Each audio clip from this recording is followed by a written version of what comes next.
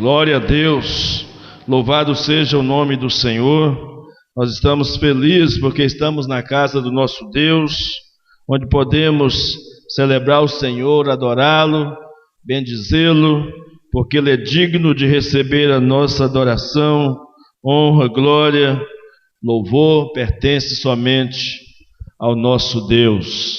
Por isso estamos felizes, por isso nos alegramos de vir a essa casa, cultuarmos e adorarmos o nosso Deus.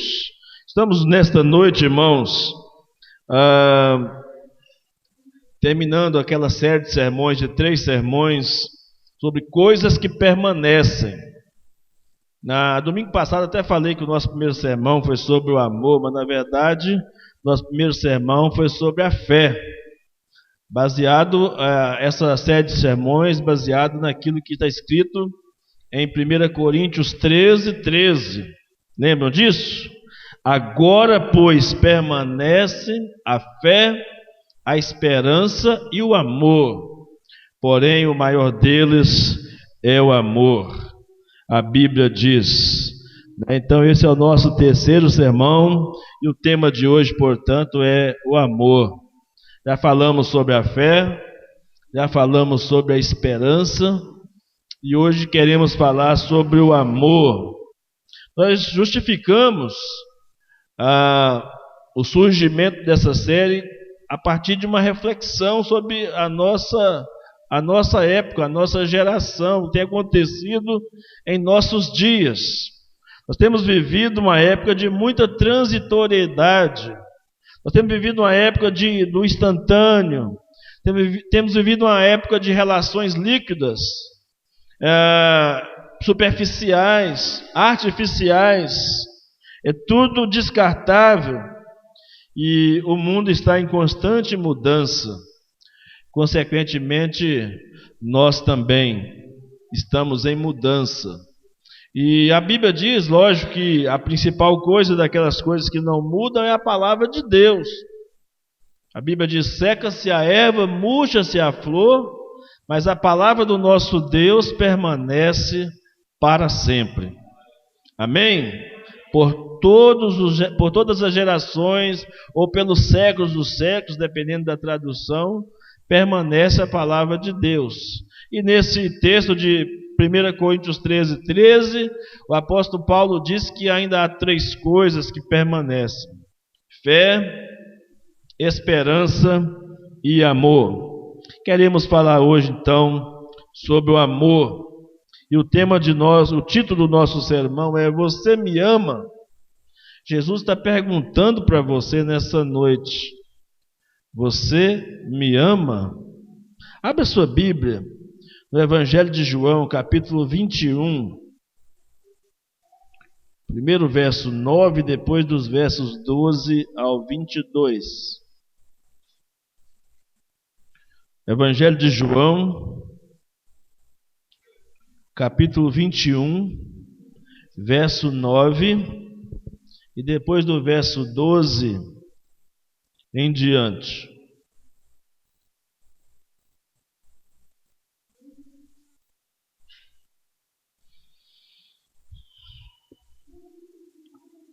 Evangelho segundo João, capítulo 21, versículo 9, depois do verso 12 em diante. Diz assim a palavra do nosso Deus: Logo que saltaram em terra, viram ali brasas e um peixe posto em cima e pão. Verso 12. Disse-lhe Jesus: Vinde, jantai. E nenhum dos discípulos ousava perguntar-lhe: Quem és tu? Porque sabiam que era o Senhor. Chegou, pois, Jesus e tomou o pão e deu-lhe, e semelhantemente o peixe. E já era a 3ª vez que Jesus se manifestava aos seus discípulos, depois de ter ressuscitado dos mortos.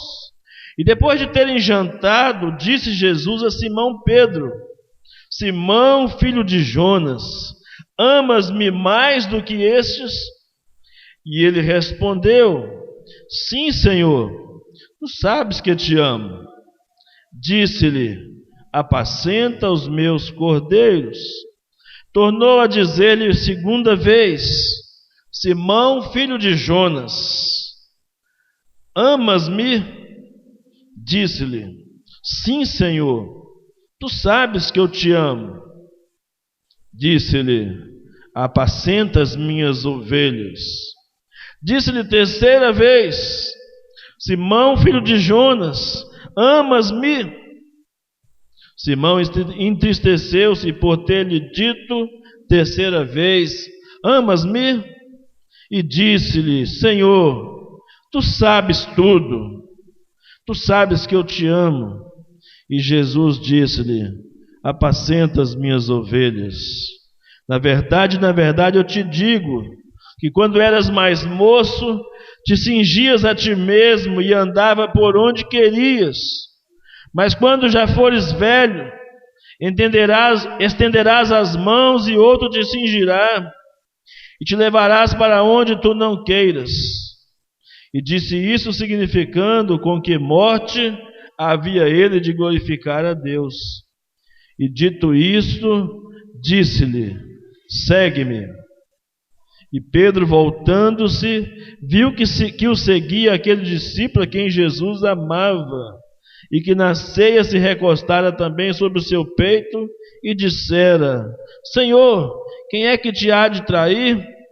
E vendo Pedro a este, disse a Jesus: Senhor, e deste, que será? Disse-lhe Jesus: Se eu quero que ele fique até que eu venha, que te importa a ti?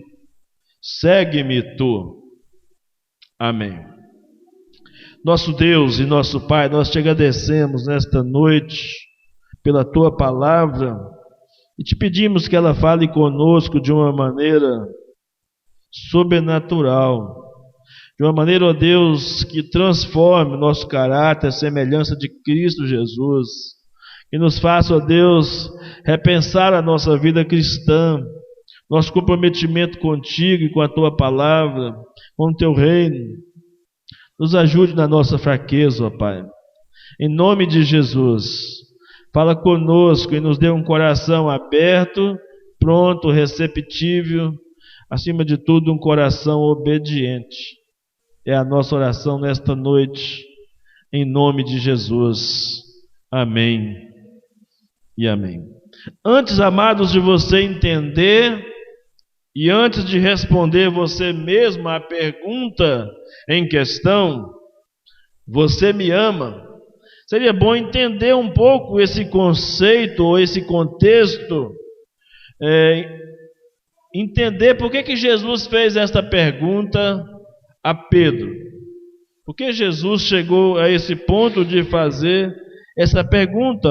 Algumas coisas bem interessantes envolvem o contexto dessa pergunta que Jesus fez para Pedro. A primeira delas que me vem à mente é que Pedro, por ocasião da última ceia, antes de Jesus subir ao Getsêmani para orar ao Senhor e para ser preso pelos soldados romanos, ele faz uma ceia com seus discípulos e ali eles chegam na casa, depois de andar algum tempo, já com os pés empoeirados, e estava ali naquela casa, como era de costume em todas as casas, uma bacia com água e uma toalha. Era prática comum quando alguém chegava de uma caminhada, que a pessoa, o escravo da casa, lavasse os pés das visitas, das pessoas que chegavam. E chegaram todos ali juntamente com Jesus, estava lá a bacia com água e a toalha, e ninguém se apresentava para poder lavar os pés uns dos outros. E é num momento como esse que Jesus se levanta, pega a bacia e começa a lavar os pés aos seus discípulos. E quando ele chega para lavar os pés de Pedro, Pedro tem uma reação surpreendente. Não, Senhor, Não, Senhor, meus pés o Senhor não vai lavar, não. Os meus pés de jeito nenhum. Jamais imaginaria ter um Senhor que se rebaixasse a condição de escravo para lavar os meus pés. Talvez fosse o pensamento reinante no coração de Pedro. Isso não. Isso é demais. Imaginar que aquele a quem escolhemos, ou aquele de quem nós fomos escolhidos para servir, pudesse se rebaixar ao ponto de fazer um serviço escravo, de lavar os nossos pés.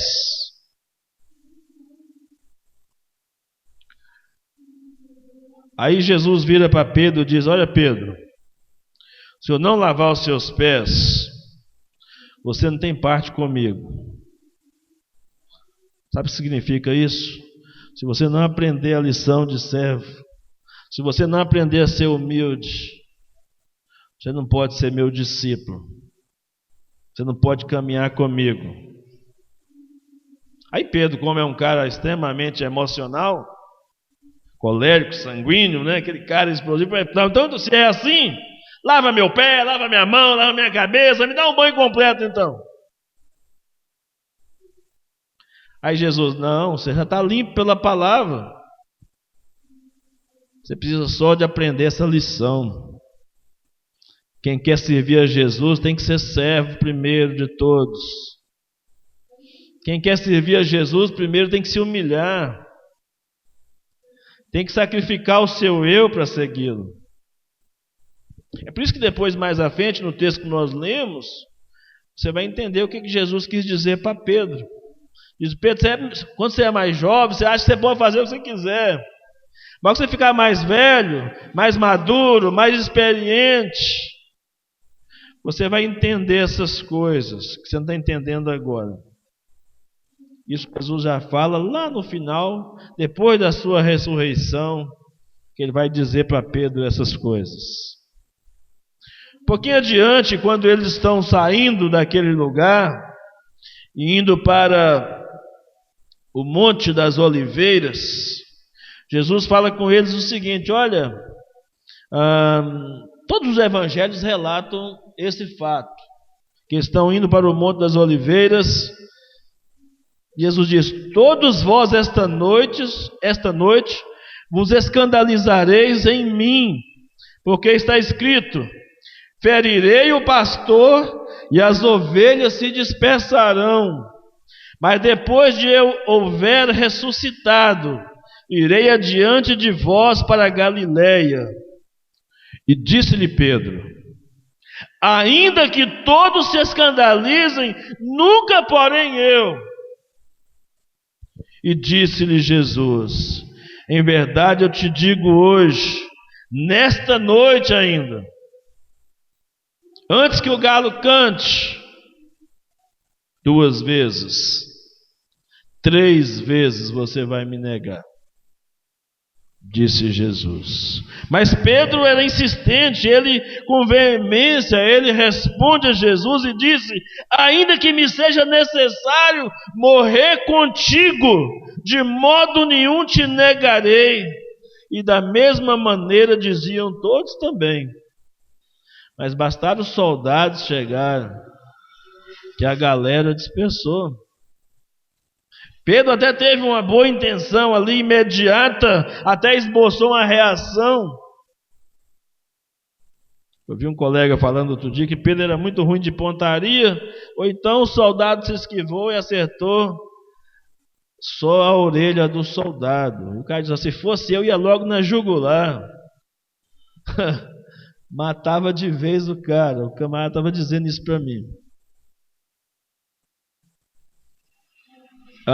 O Evangelho de Lucas acrescenta um outro ingrediente. Lucas disse assim: Simão, Simão, Satanás pediu vocês para peneirá-los como trigo, mas eu orei por você, para que a sua fé não desfaleça. E quando você se converter, fortaleça os seus irmãos. Mas ele respondeu: Estou pronto para ir contigo para a prisão e para a morte. E Jesus lhe disse: eu lhe digo, Pedro, antes que o galo cante hoje, 3 vezes você me negará, ou negará que me conhece. E João ainda tem um outro complemento para esse caso. João disse: Simão Pedro lhe perguntou: Senhor, para onde vais? E Jesus respondeu: para onde eu vou, vocês não podem me seguir agora, mas me seguirão mais tarde. Pedro perguntou: Senhor, por que não posso te seguir agora? Darei a minha vida por ti. E Jesus disse: não, Pedro, você vai me negar. Antes que o galo cante, você vai me negar 3 vezes. Pedro não só não é acompanhado pelos discípulos, na hora de atacar os soldados, ele é repreendido por Jesus. Então ele fica sem chão naquele momento, certamente, e acha que a melhor coisa a fazer é ficar um pouco distante. O texto diz que Pedro e João decidiram seguir Jesus de longe. Irmãos, talvez seja essa a pior decisão que um seguidor de Jesus pode fazer, é a de seguir Jesus de longe. Pedro talvez ele tivesse no seu coração um complexo de superioridade, de achar que era melhor do que os outros discípulos. Quando estavam lá que Jesus na ceia, Jesus disse que alguém iria trair, todo mundo preocupado. Quem seria eles? Pedro só dá um toquezinho em João. Quem será que vai trair? Eu não sou, eu acho que você também não trairia, né? Mas os outros a gente não são tão de confiança assim, não. Pedro se achava autossuficiente. E depois a gente conhece o relato terrível da negação de Pedro. Todos os evangelhos também relatam a negação de Pedro. Sendo que na primeira oportunidade, Pedro começa a sua saga de negação ao se aquentar em um braseiro, em uma fogueira, junto com alguns estranhos. E no meio daquela situação, uma criada, uma empregada. Eu conheço você. Você é um daqueles. Você é galileu. Você é um seguidor de Jesus. Diz: eu não. Você está equivocada. Eu, seguidor de Jesus? Você está enganada. Eu não. E o texto diz que só vai complicando a vida de Pedro. Na segunda vez, quando ele é reconhecido, ele diz: olha, eu não conheço esse homem. Nunca vi esse homem na minha vida. Como é que você pode dizer que eu sou seguidor dele? E o texto sagrado diz que na terceira vez, Pedro começa até a praguejar. Imaginou, irmãos, como é que pode? Algumas horas depois, alguém dizer que por Jesus ele iria até a morte, seguiria Jesus por onde quer que Jesus fosse, estaria disposto a fazer tudo o que fosse necessário. E de Jesus mostrando para ele que ele não era essa Brastemp toda que ele achava que ele era. Que ele precisava, desde aquele dia, lá do cerimonial do lava-pés, ele precisava aprender a lição da humildade, do serviço. De não pensar de si mesmo mais do que convém pensar. Que esse é um problema que todos nós enfrentamos na hora de servir, na hora de demonstrar o nosso serviço, o nosso amor a Deus e ao próximo. É achar que nós somos mais do que nós somos de verdade. Pensar mais do que convém a nosso respeito. Foi o que estava acontecendo com Pedro aqui. E o que me chama a atenção, irmãos, é que Jesus faz a mesma pergunta. Agora, voltando para o capítulo 21 de João, Jesus faz a mesma pergunta para Pedro, de 3 formas diferentes. Jesus faz a mesma pergunta de 3 formas diferentes.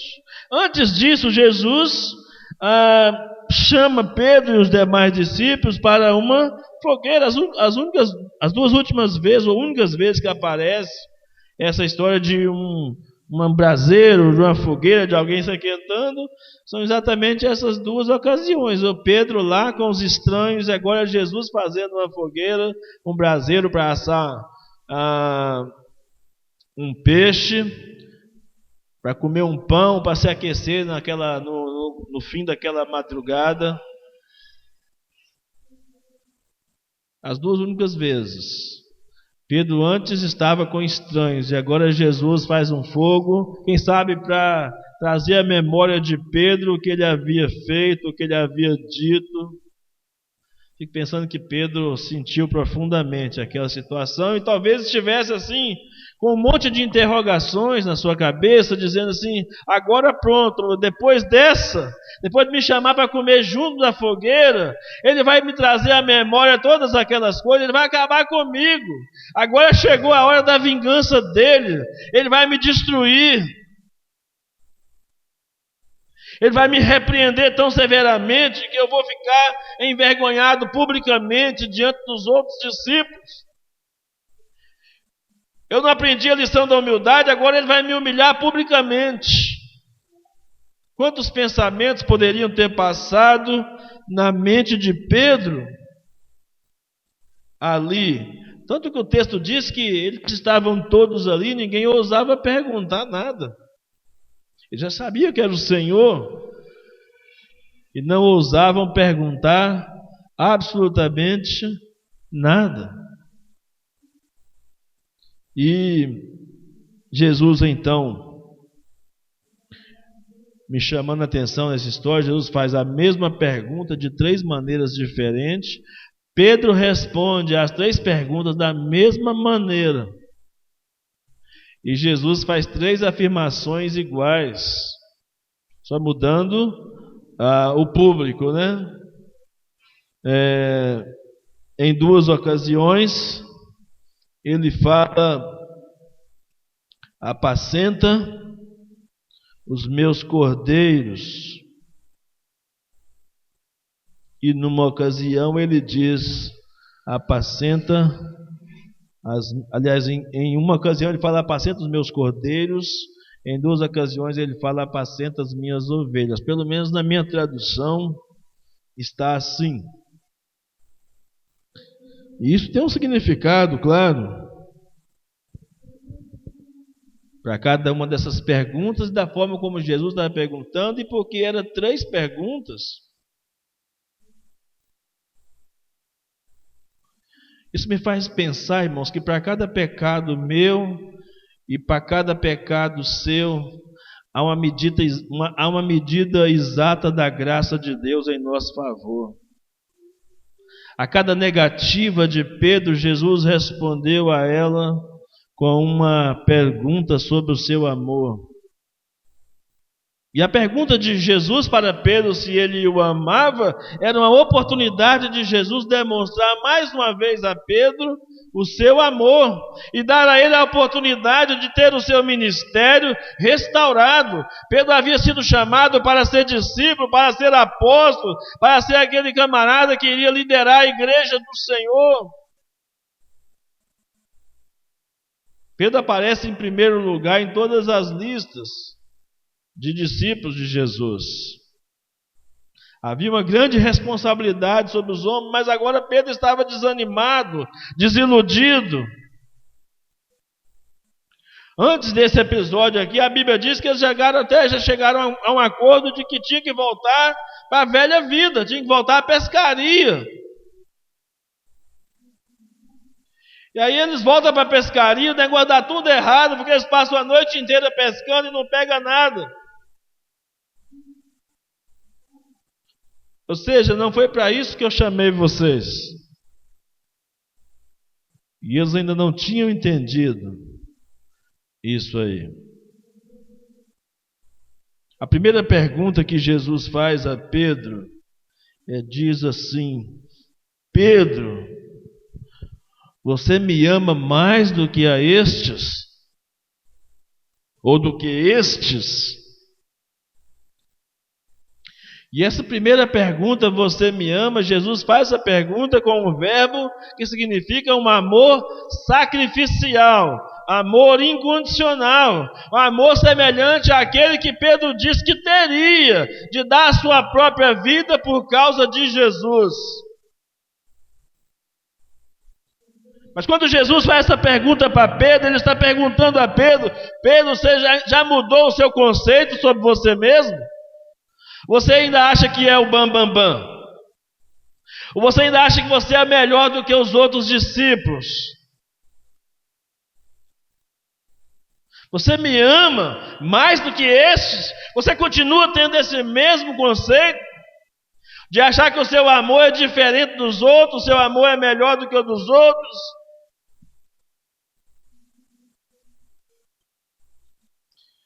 E Jesus pergunta a Pedro: você me ama, Pedro? E Pedro responde assim: o senhor sabe que eu gosto do senhor. Eu tenho uma afeiçãozinha pelo senhor. Porque o verbo aqui é trocado de ágape para filéu. Filéu é amor fraternal. Jesus estava perguntando se Pedro o amava com amor sacrificial. E Pedro responde que ama Jesus com um amor de irmão, de amigo. É mais ou menos se a sua esposa perguntasse para você se você a ama. Você me ama? E você respondesse: eu gosto de você. Não era bem isso que ela queria ouvir, não é verdade? Ou o marido, né? Não era bem isso que ele gostaria de ouvir. É diferente. Amar é diferente de gostar. Amar é uma ação de entrega. Gostar é só um sentimento de apreciação. É diferente.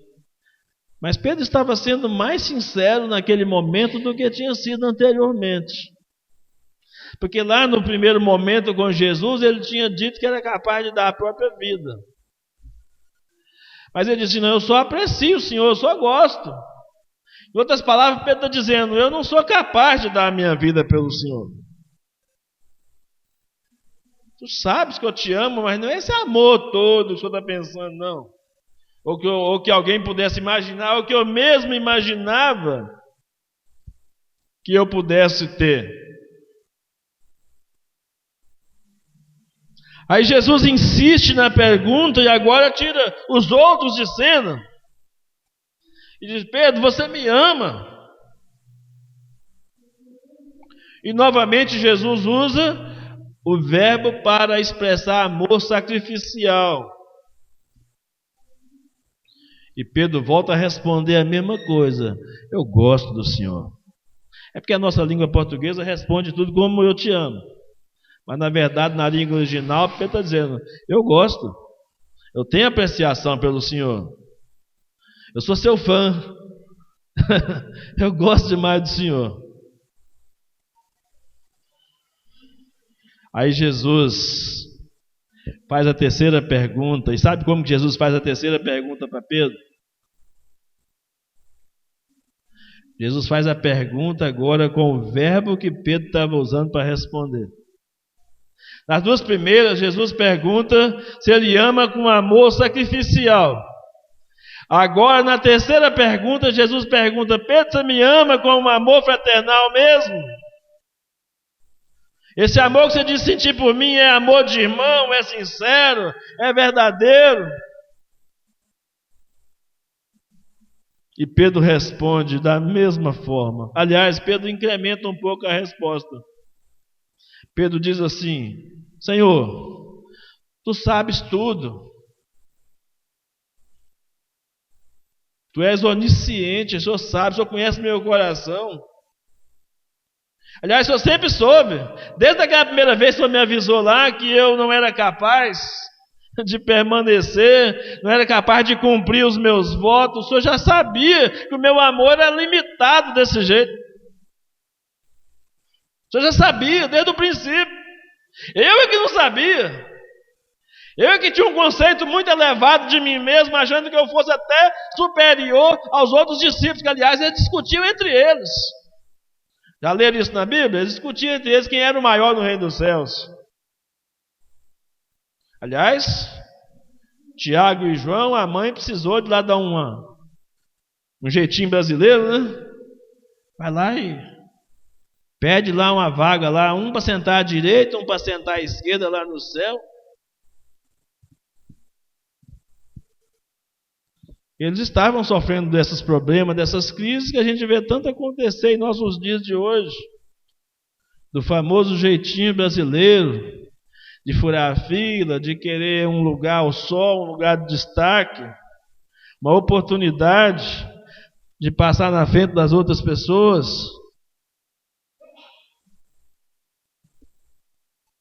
Então, Jesus faz a última pergunta baseado nas duas primeiras respostas de Pedro. E Pedro diz: olha, o Senhor sabe tudo, Senhor. Aliás, a Bíblia diz que Pedro se entristeceu de Jesus perguntar pela terceira vez. Certamente Pedro lembrou-se de que 3 vezes ele havia negado Jesus. Certamente ele se lembrou disso. Na terceira vez ele então, puxa vida, essa pergunta foi como aquele olhar que Jesus deu em Pedro lá no pátio do palácio. Foi como aquele olhar. A Bíblia diz que aquele olhar de Jesus foi fulminante para Pedro. E agora Jesus vem com essa terceira pergunta no mesmo nível de Pedro. Jesus se nivela com ele e diz: Pedro, pelo menos com esse amor aí eu posso contar com você? Ele diz: Senhor, sabe todas as coisas. E Jesus disse para Pedro então: você me ama mesmo? Então prova. Apacenta os meus cordeiros, apacenta as minhas ovelhas. Cordeiros talvez possa simbolizar os crentes mais novos. E ovelhas talvez possa simbolizar os crentes mais velhos. Não sei qual que é a ideia central aqui na visão, ou se é apenas um jogo de palavras. Mas o fato é, Jesus está dizendo: cuide da sua missão. Cuide do seu chamado. Exerça o seu ministério. Se você me ama, me sirva. Esteja pronto para me servir, prove que você me ama. Porque eu já dei prova do meu amor por você, agora você prova que você me ama.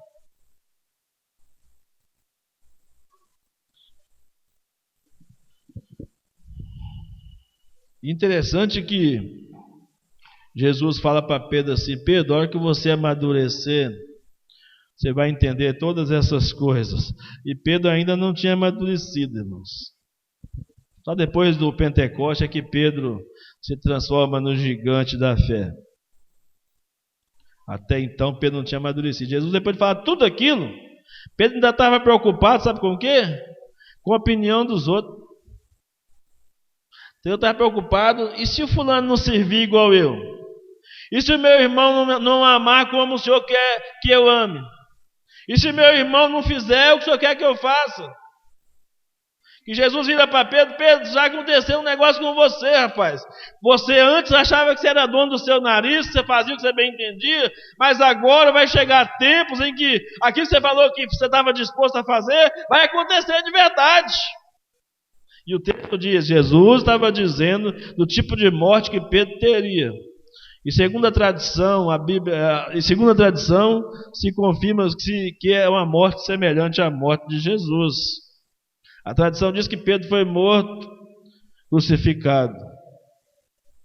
Só que ele não aceitou ser crucificado de cabeça para cima, foi crucificado de cabeça para baixo. segundo a tradição. Então há indícios fortes, porque nunca houve uma contestação disso, nem pelos pais da igreja, nem pelos grandes teólogos da Reforma, de que de fato essa história não fosse verdadeira, de que Pedro tivesse sido crucificado de cabeça para baixo, a semelhança da crucificação de Jesus. Mas agora já estava pronto e maduro. E a resposta que Jesus dá para Pedro é surpreendente. Quando Jesus fala tudo aquilo que vai acontecer com Pedro, então ele entendeu, eu vou morrer mesmo. E eu tenho que estar pronto para isso. Aí João estava lá de bobeira do lado, Pedro pergunta assim, e com esse aqui, vai acontecer nada não? Vai cobrar nada dele?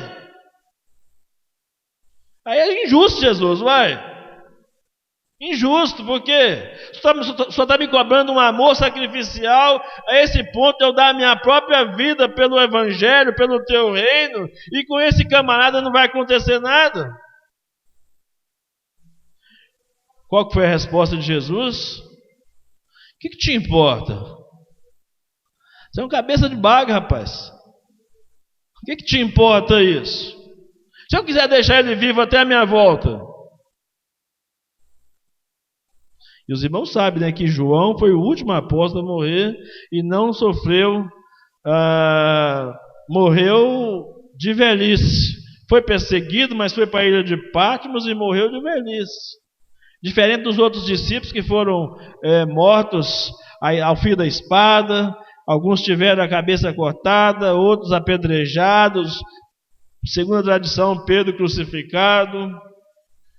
João morreu de velhice, aprisionado na ilha de Patmos.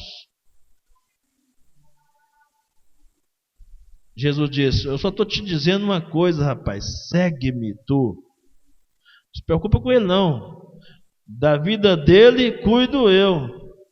Eu quero que você cuide do seu chamado. Prova agora que você me ama. É contigo que eu estou falando essa noite. Como é que você está ouvindo essa mensagem essa noite, irmão? Com a enxada ou com a pá? Puxando para você essa palavra ou pensando em alguém que não está aqui hoje, que poderia ouvir essa palavra? É com você que Jesus está falando. Se não fosse para falar para você, ele não traria você aqui hoje. Se ele te trouxe aqui essa noite, é porque ele quer falar com você. E a pergunta que está ecoando para Pedro, está ecoando para nós também. E o Jesus que restaurou a Pedro, é o Jesus que quer restaurar a nós também, quer restaurar você também. No seu chamado, no seu serviço, no seu amor que você deve ter para com o Senhor. De todas as perguntas, irmãos, que Jesus fez nos evangelhos, apenas uma foi repetida mais de uma vez, que foi essa: você me ama? Você me ama? Você me ama? Se sua esposa, seu esposo perguntasse para você mais do que 3 vezes ou mais de uma vez, insistentemente, assim como Jesus fez com Pedro, certamente você e eu nos aborreceríamos. Ficaríamos pensando que alguém está colocando dúvida com relação ao nosso amor. Jesus poderia ter perguntado outras coisas ou não? Poderia ter perguntado, por exemplo, você me serve? Jesus poderia ter perguntado, você fala de mim para os outros? Jesus poderia ter perguntado, você me adora? Você é dizimista? Você frequenta a igreja? Você ora? Você lê a Bíblia? Olha quantas perguntas Jesus poderia ter feito para mim e para você e para Pedro. Mas ele simplesmente pergunta essa noite: você me ama? Como é que você pode responder a essa pergunta de Jesus? E por que responder a essa pergunta? Por que você deve amar a Cristo? Talvez seja o primeiro dilema dessa pergunta. Por que você deve amar a Cristo? Em primeiro lugar, amado, você deve amar a Cristo porque Cristo ama você. E Ele não só ama, mas Ele dá provas desse amor.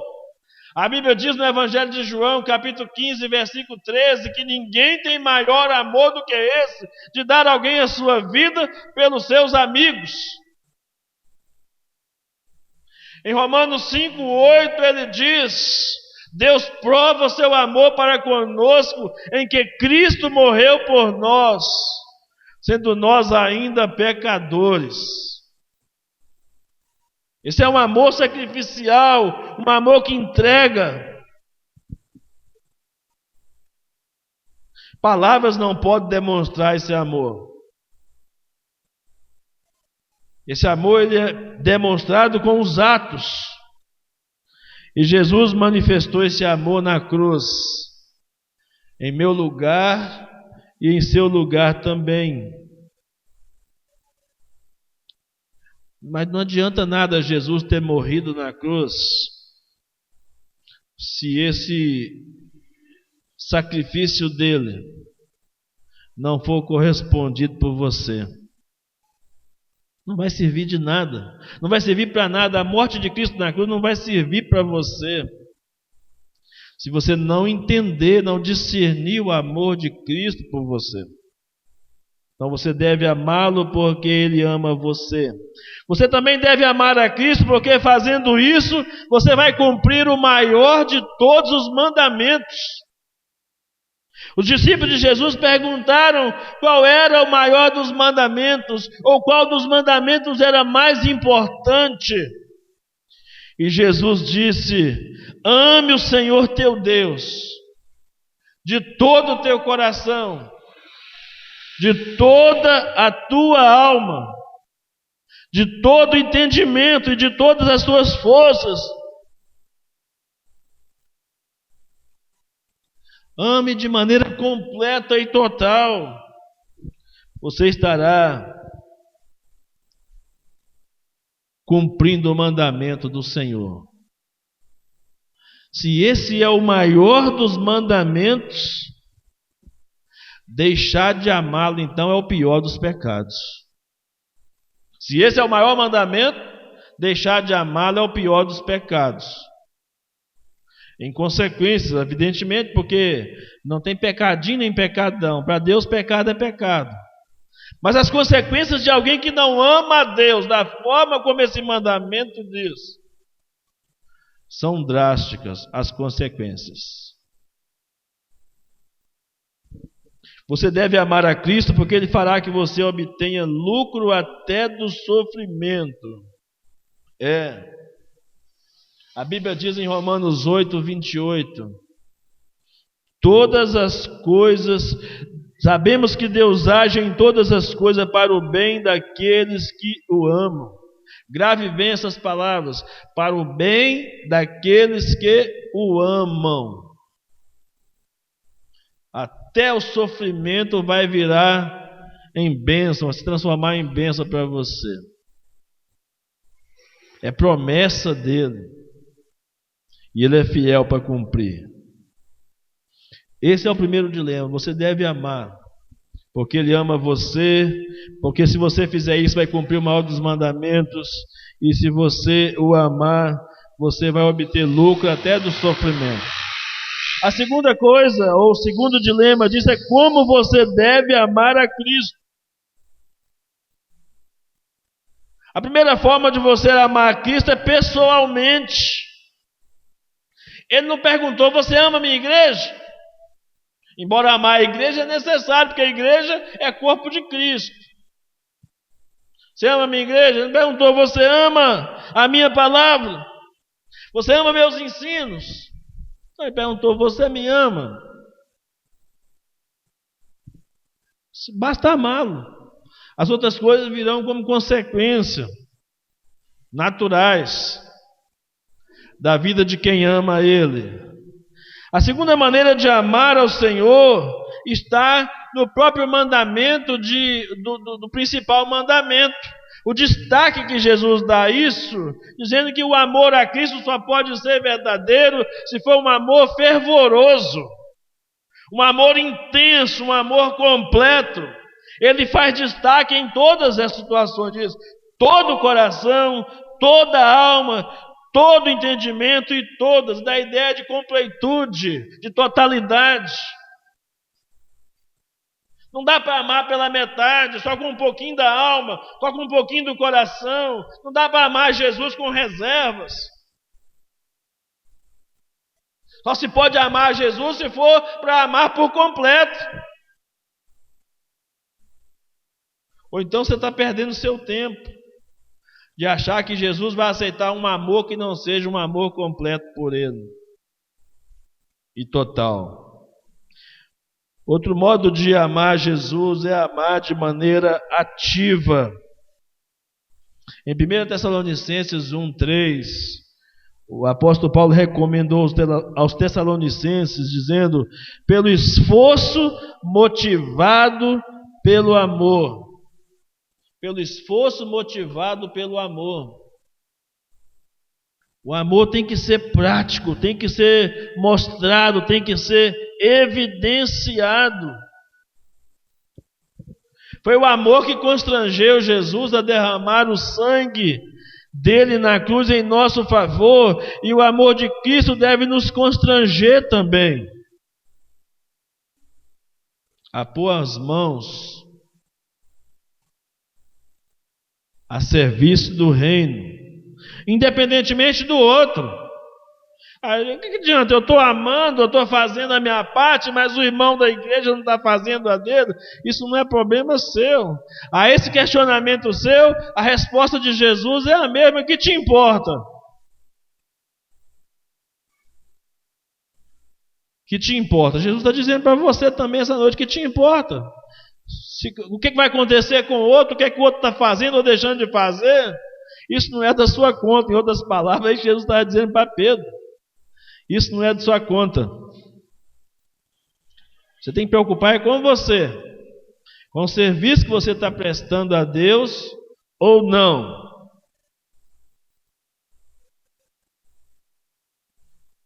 Outro modo de amar a Cristo é amar pela fé. A Bíblia diz que a fé é a prova das coisas que não vemos, a convicção das coisas que nós esperamos e a prova das coisas que nós não vemos. 1 Pedro capítulo 1, versículo 8, o apóstolo Pedro diz, olha, Pedro aprendeu a lição, irmãos. Pedro aprendeu a lição depois de tanto tempo. Ele diz assim, mesmo não tendo visto, vocês o amam. Estava falando aqueles irmãos a quem dirigia a carta. Ele disse, eu tive o privilégio de ver. Eu tive uma dificuldade tremenda para entender o que era amar Jesus, mas vocês aprenderam a amá-lo mesmo não vendo.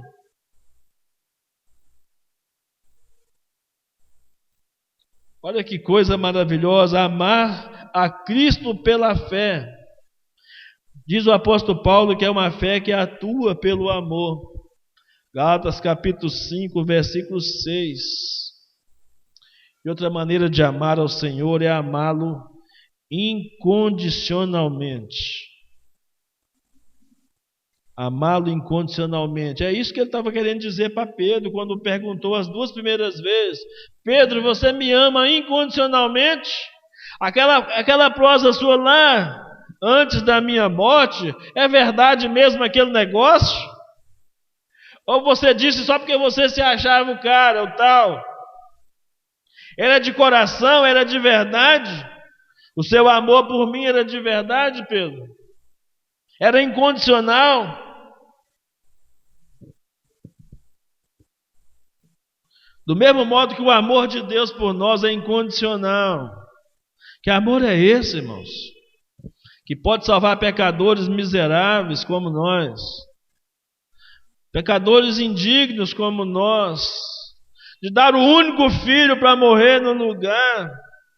O apóstolo Paulo chega a esboçar uma reação dizendo assim: pode ser que por alguma pessoa boa alguém ouse morrer, mas a prova do amor de Deus é que quando Jesus morreu por nós, nós éramos ainda pecadores. Essa é a maior prova de um amor incondicional. Tem uma historinha, irmãos, interessante sobre essa aqui, que ilustra um pouco essa história do amor incondicional. É de uma menina, a menininha que tinha várias bonecas, e ela estava apresentando suas bonecas para um senhor, para um homem. E o homem então perguntou para a menina: olha, qual que é a sua boneca preferida, sua boneca favorita? Qual boneca você ama mais? E aquela menina hesitou um pouco em responder, e em seguida ela foi lá no quarto.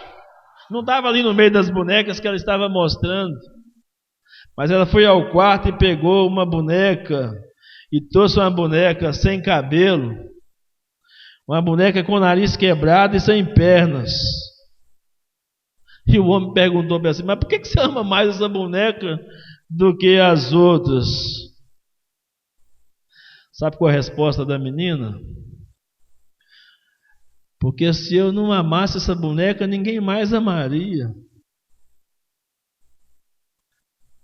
Sabe o que eu aprendo com isso? Jesus não amasse você, meu irmão, minha irmã, ninguém mais amaria você como Jesus te ama. Ninguém mais amaria você assim. O amor de pai, o amor de mãe, o amor de marido, o amor de esposa, o amor de irmãos, eles são insuficientes para descrever a grandiosidade do amor de Deus por nós. Por isso Ele quer que nós o amemos também de forma incondicional. A nossa história era como dessa boneca, nós estávamos totalmente desfigurados por causa do pecado.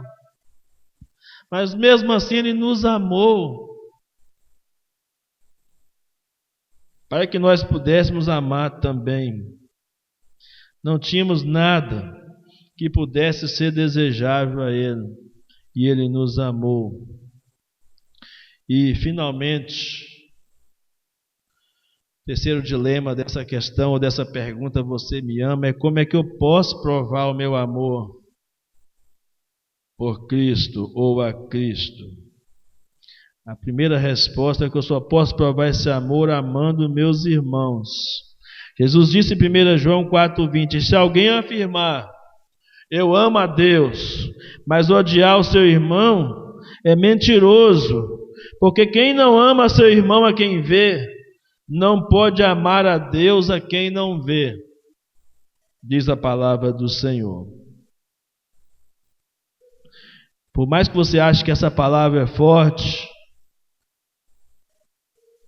que você acha que pode amar a Deus e odiar pessoas, ou então você pode dizer: não, eu não odeio ninguém não, eu só não tenho vontade de me relacionar com eles. O amor é extremamente relacional. E não existe meio termo, ou você ama ou você odeia. Porque quando eu amo eu quero ficar perto, quando eu não amo eu quero ficar longe.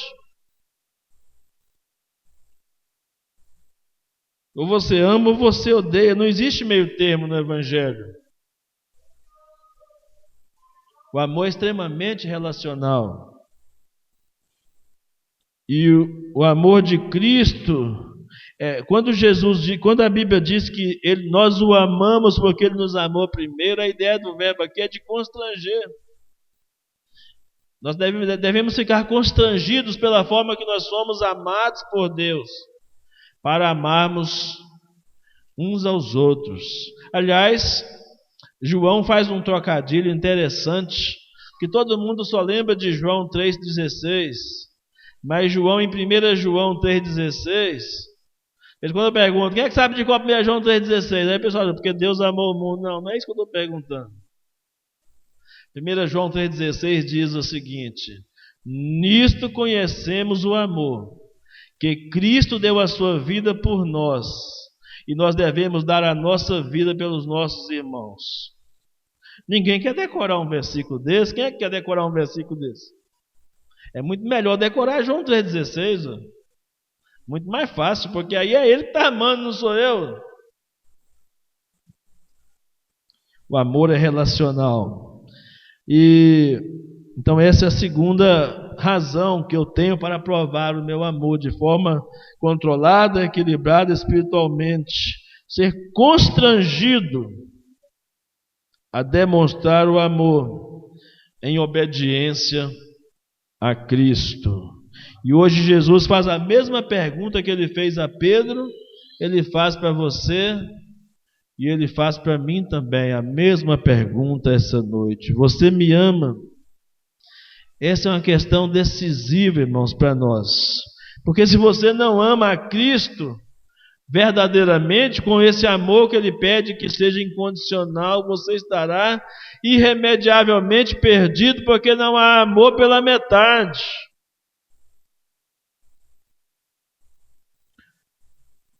Muitos membros da igreja não amam a Cristo. Estou falando da Igreja Batista Nova Vida, da igreja cristã de um modo geral. Eles amam os benefícios que Cristo pode fazer por eles. Eles não amam a Cristo. Basta aquela pergunta que foi feita ontem lá no nosso Café com Prosa em Marliélia, né?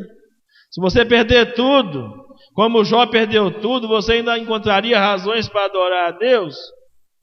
Se Deus tomasse tudo no mesmo dia você perdesse tudo, seus filhos, seus bens, sua saúde, ainda assim você adoraria esse Deus? Ou você pensaria como a mulher de Jó, que diz assim: amaldiçoa esse teu Deus e morra. Quem é que precisa de um Deus desse? Qual seria a sua reação? Alguém poderia dizer talvez: não, eu acho que a fé é a fé e não o amor. O único ingrediente humano necessário é a salvação. Eu diria: é verdade. A Bíblia diz que a salvação é pela fé. Mas o que a pessoa não sabe, o que a pessoa se esquece é que a fé não é um assentimento mental. A fé é demonstrada pelas nossas ações, pelo amor de uns para com os outros. Aliás, Tiago diz que a fé sem obras é morta.